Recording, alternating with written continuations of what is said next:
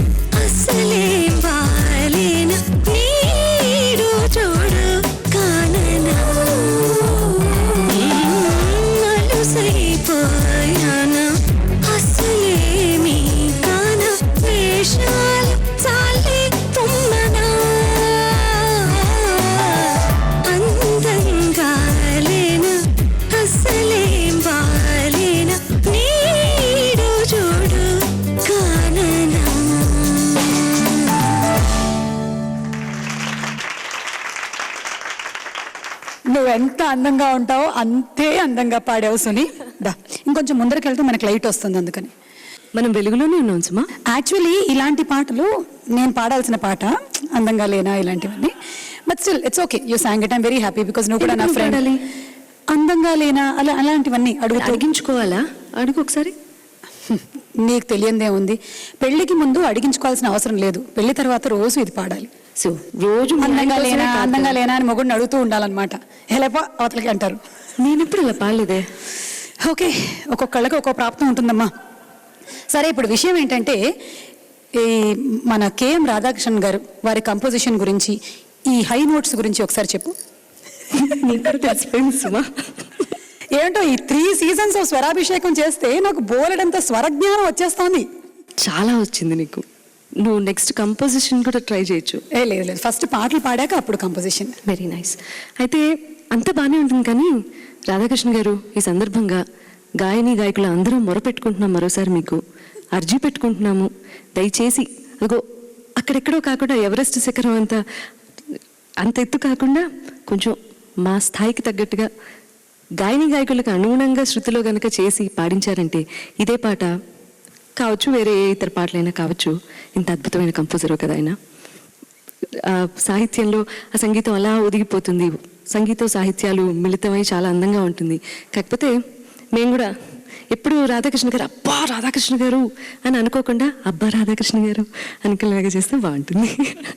అవును, ఈ పాట గురించి ఇందాక మాట్లాడుతూ వేటూరి గారు కాల్ చేసి అడిగారని చెప్పాను కదా, అసలు ఈ పాట నీ గురించి రాశారా, కమలిని ముఖర్జీ గురించి రాశారా అన్న డౌట్ వస్తుంది నాకు. ఎందుకంటే పాట పాడిన సింగర్ కూడా అంతే అందంగా ఉంది. మరి అటు వెళ్తుందా ఈ పాట, ఇటు వెళ్తుందా? నేను క్రెడిట్స్ అంతా నేనే తీసేసుకుంటాను సుమా, డౌటే లేదు. Okay, thank you so much Suni, thank you. My pleasure.